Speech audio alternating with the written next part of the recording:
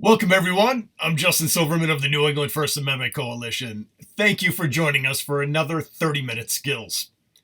As a reminder, all our 30-minute skills are available at nfac.org/30-minute skills. They include data cleaning, data visualization, privacy law, Microsoft Excel basics, how to diversify your sources, and how to protect yourself as a journalist, among many other topics. You'll also find at nfac.org a growing list of upcoming presentations and events focused on the First Amendment in journalism. Nearly all of them are free and open to the public, so please check them out and consider joining us. Today we'll be discussing ways to best interview hostile sources. We have a lot to cover and not a lot of time, so let's get started. Joining us today is Jenifer McKim, Deputy Investigative Editor with the GBH News Center for Investigative Reporting. Jenifer, all yours. It's great to have you all here. So excited for your interest in education and your journey in journalism. Okay, so let's talk about how to lay the foundation for a productive interview. The first thing is, don't assume your source will be hostile. A lot of times when I'm doing stories that are very controversial, I might feel like, oh my gosh, this person is not going to want to hear from me. And then it turns out they really do. There's oftentimes that you'll find that they want to tell their story, that they feel like they are the person who are the wronged party. They might invite you into their homes, show you all their documents. I did a story years ago on lead in Mexican candy. I thought, oh my gosh, these people are going to, they've been poisoning children on purpose. But it turned out that these were local, small candy companies who were really struggling with how to make a product that did not have toxins in it. So they invited me to Mexico and showed me how to do it. So I would first start with that because it's amazing how often those folks actually do want to chat with you. Let's see. So the next thing is to think about every hostile source or reluctant or vulnerable source. Treat them all with the same respect and same courtesy. These are human beings. These are people who are maybe done something that they're not proud of. Maybe they don't, maybe they think they did nothing wrong. So use the same type of professionalism, courtesy that you would use with any person that you're covering with this person. To tell the story, and you'll have so much better luck in getting them to do it. So one of the questions is when to reach out. When you're, if you're doing an investigative journalism piece, you might have a luxury of time. A lot of people are on daily deadlines, so you just need to pick up the phone or knock on the door when you're on deadline. When you're doing an investigation, it's often, I like to sort of find myself somewhere in the middle of the project. So where I have had an investigative question, I have done some research, I have documents that can really prompt someone to talk to me, but I'm not, a week out for publishing, because you want to be fair. For one thing, you want to give folks time to tell their side of the story. And again, you never know when they're going to invite you in and keep on going. So try sort of middle of the way when you're doing an investigation, or just pick up that phone, take a deep breath, and make the call when you have to.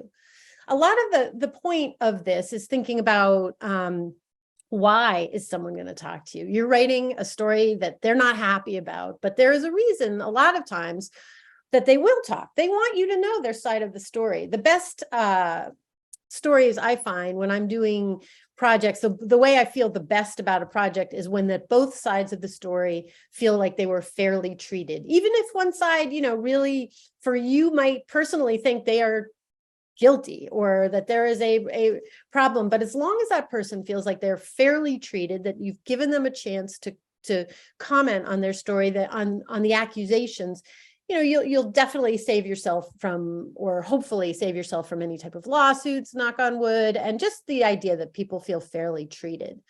One of the things when you reach out to someone, they don't want to talk to you, is sort of just like, well, the story's going to run anyway, and you have the choice to be in it or not to be in it. So that is one of the things that you want to tell someone, and it often is the moment where people are willing to talk to you.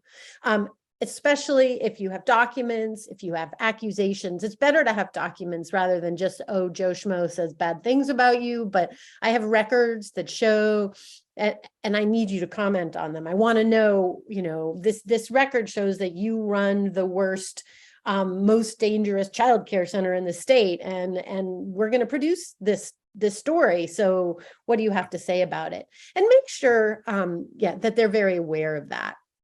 Similarly, at the end of a project, when you're thinking about how you want to portray people, do you want to photograph them, et cetera, you can reach out and say, I'd like to take a photograph. They'll often say no. But then the other thing is, well, if that happens, then, if you say no, there's nothing that's going to stop us from sending one of our photographers out to take a photo of you while you're walking down the street or something, or walking out of your building or something. And most people would rather have control of a photograph than being nervous that someone's going to go out and take a photo, which they legally could do, but work with people if you possibly can. I think that's the most, again, treating people fairly and with courtesy in whatever direction they are is really the most important.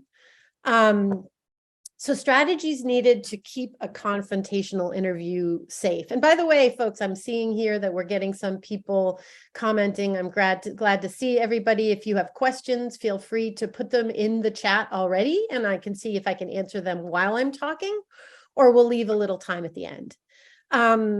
So you get into the room, you've persuaded that person that they are willing to talk to you because they want to make sure that it's their reputation, they're concerned that what the information is wrong. So how do you do it to make, oh gosh, I feel like this, okay, to make it the best place for you to get the story that you can. For one thing, it might be best to bring a colleague, even for emotional support. I've been in rooms where a source who is really not confrontational will bring in attorneys and support staff, and there I am all by myself. I would, if possible, bring someone else. Maybe they can be your production person, or maybe it's an intern. It's just generally nice. Also, if you're knocking on a door of someone you're not feeling safe about, definitely bring someone with you to help you knock on that, or be there when you're knocking on the door so that you feel like you have physical support if you're going somewhere. Never do anything you don't feel safe doing.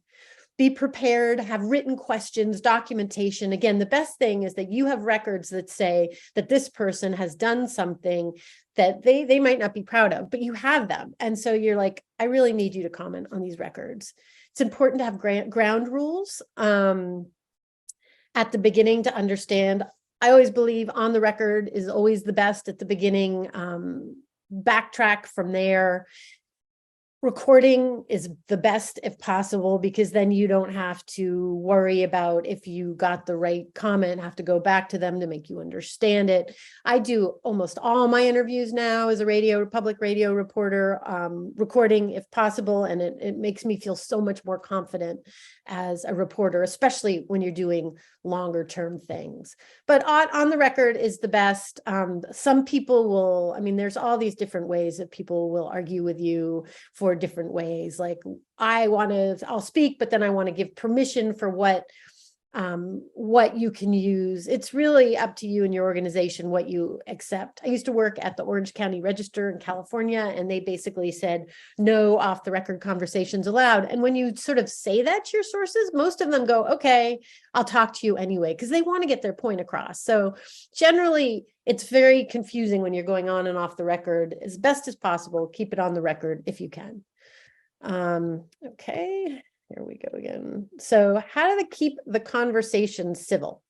So my computer thing is being weird here. See? Sorry, guys. Okay, start with the easy stuff.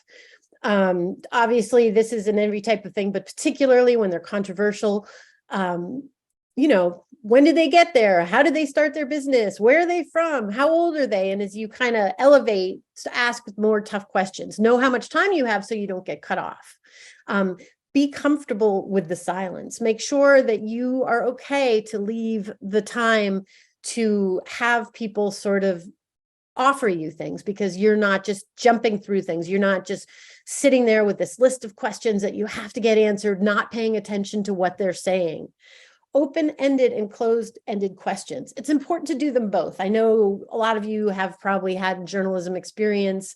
Open-ended questions will give you sort of explain something. Tell me about what happened. The close-ended questions, though, are really important when you're dealing with a reluctant or hostile source. Like, did you abuse your wife? That is a question you want answered, a yes or no answer. So both of those things will help you while you're telling your story. Stand your ground, be confident and be curious. You have allegations of wrongdoing. You want to hear the other side. You have allegations maybe of concern, whatever it is. Just kind of go in there knowing that because you've done your homework, because you have records, because you've talked to people, that they need to answer the questions.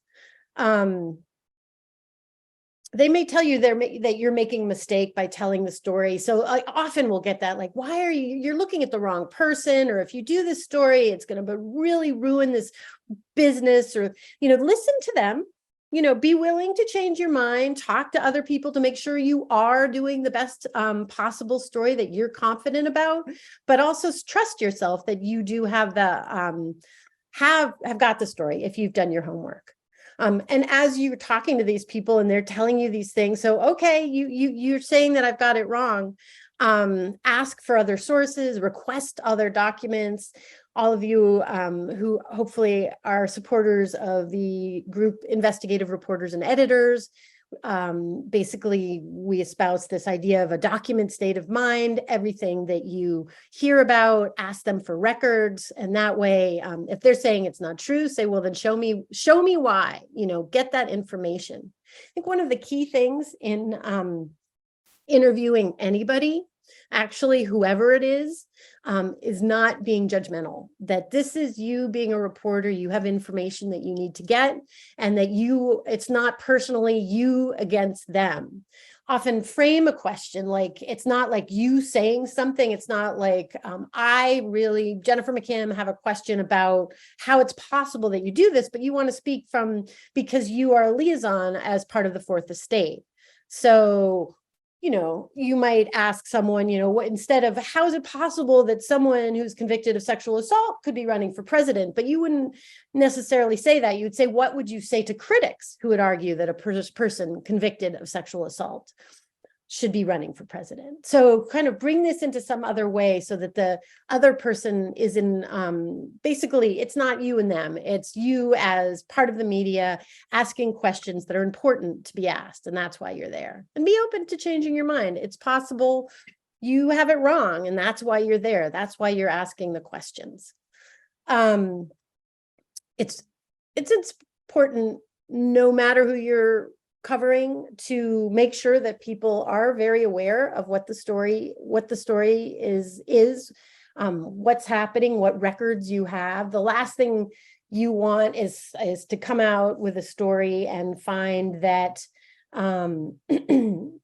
your source that wasn't aware of the records you have, did not feel fairly treated. So let your sources know what you plan to disclose to the public. Make sure, again, they have every ability to comment on it.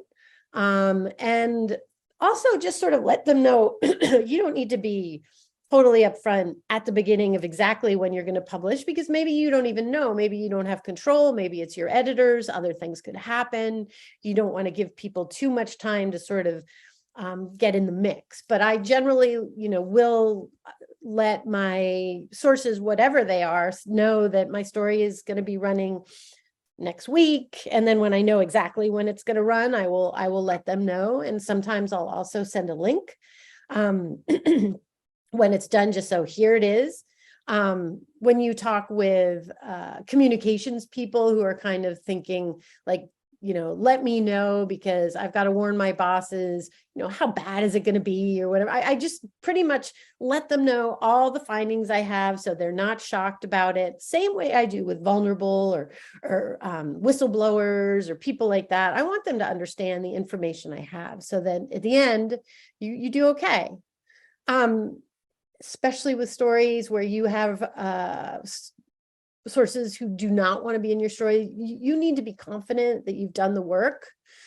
Don't be afraid to follow up with questions. If you've gone through the interview, you come back, you have other questions, other things come up, keep the dialogue going, keep on with the communication. So that, again, the other side knows that what's going on. And also, by the way, sometimes sources will not talk to you at all. They will not respond to you. That doesn't mean you keep not giving them information of what you have. I have had many stories where the focus of my story has not been willing to talk to me, but I've communicated with their attorneys. I've made sure everybody knows what's going to be coming out, even if they're not answering my calls, because I don't want ever, and I want to make sure I have documentation about that. So this is, the last story I did actually that GBH has been working on related to a state hospital that has lots of allegations of mistreatment. And basically one of the doctors, I made sure that I kept trying to reach out to her attorney, and I in my subject line kept saying, this is the third time I'm reaching out to see, so that there's documentation. No one could say that I didn't try to reach out to her. And I honestly really wanted to speak to her.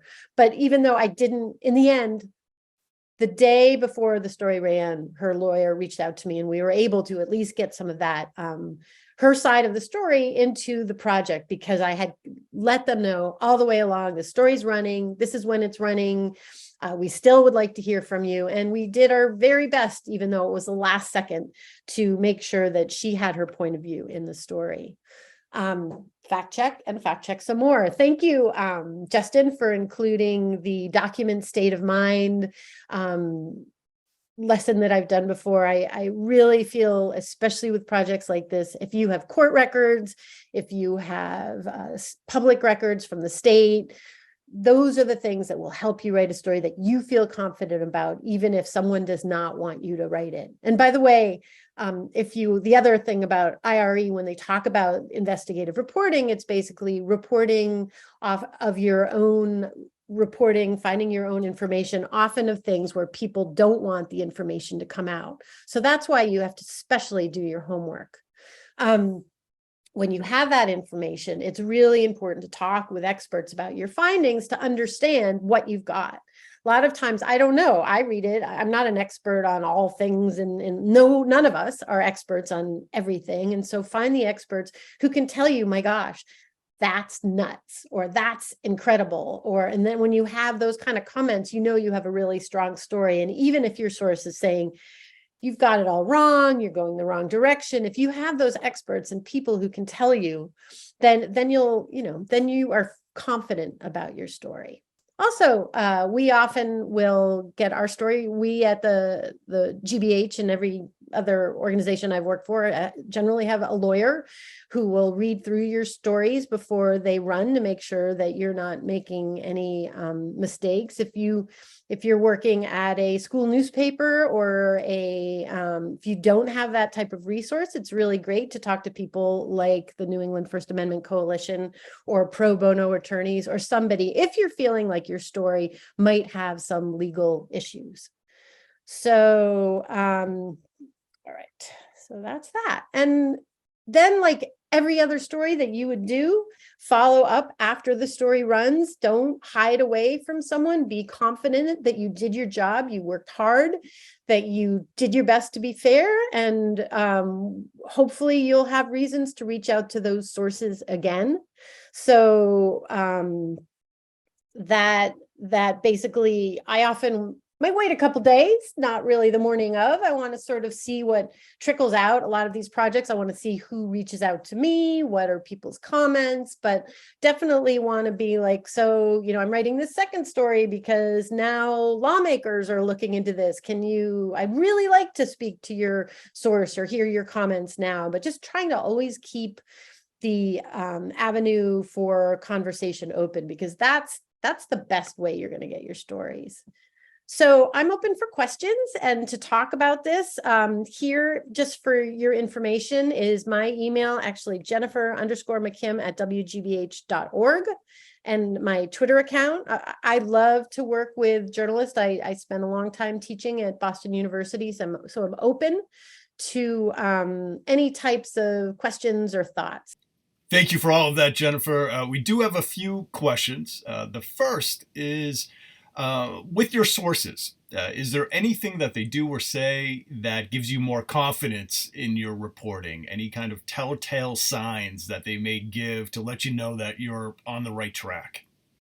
That's sort of an interesting question. I mean, I think more, some people just admit they, whether it's a government systemic type thing. I mean, we just did a story and the state we waited for a week for them to respond, and they responded at 10 o'clock on a Friday night for a story that was going to run on Monday morning, and basically said, acknowledged it was a tragic death that I was reporting about. So sometimes people admit things. Again, often the targets of your stories are way more open than you would expect. What about sources who are trying to intimidate you? Have you ever been in a situation where a source has tried to physically intimidate you or make you fearful in some way? And if you have, how did you manage that situation? Well, I was thinking when I was writing this story about that kind of situation, and I mean, I've been in a room with like a feisty lawyer who pretty much, brought everybody in to tell me that I was doing this, I was making a mistake with this story, and that's why I was thinking it would have been nice if I'd brought someone else in there with me, just to feel better about it. But again, if you're like, I have these documents, I have these records, I'm writing the story, and I feel confident because of all the people behind me that you can't see who have made it clear that this is an important story. So I think that is mostly the thing. I mean, I think sometimes when you're doing criminal justice stories, you can maybe be afraid for your, I have been nervous about certain things I've done. And I think generally it's more dangerous for US journalists than probably it's ever been with the climate.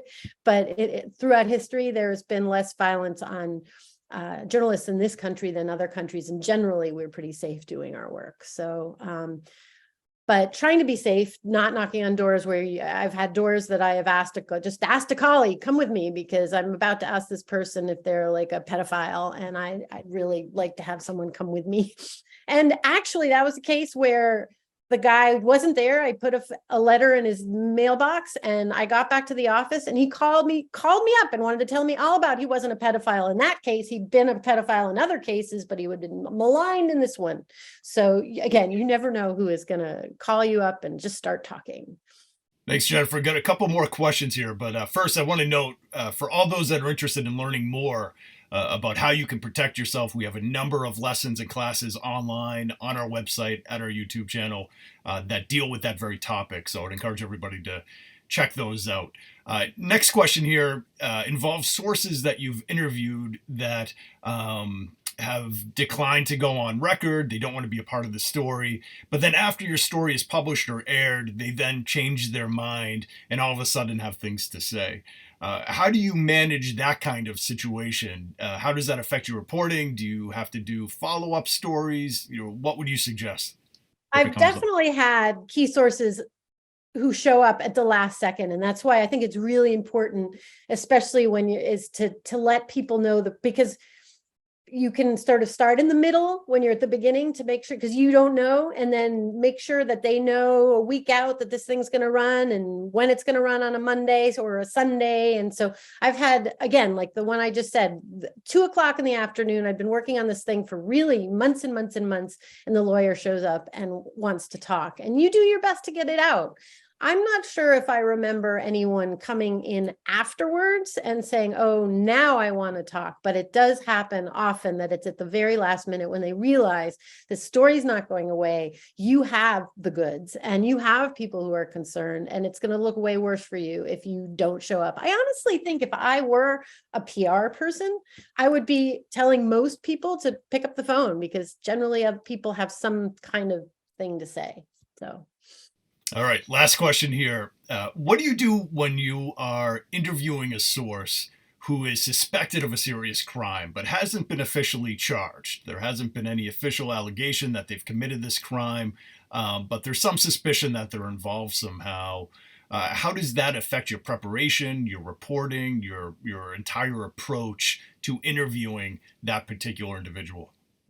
I think it it's really important to be very transparent. And I hope I said this, like, about what you have, why you're writing the story. You're a journalist, being upright about everything as much. I mean, you don't have to tell them everything that you have, but that's important. So in this case, there has to be a reason why, I would, if someone is suspected of a crime and you don't actually have any evidence that it happened, I mean, I guess you have to, again, speak on the voice of, I'm hearing rumors about this, and, I'm not writing a story unless I find it out, but I'm just curious from you. Or, I mean, just being as honest as human as you can about it. If you think that's going to work. I mean, I would be a little nervous about it if I don't actually have evidence on my own, why I would be reaching someone to say you're suspected of crime that no one's filed. But if I could say, there are all these people who are, complaining, and I'm considering doing a story, can you tell me your side? I think that's fair. Again, just telling people what you have and what your plan is important. Jenifer, thank you so much for your time and guidance, and many thanks to everyone for joining us today.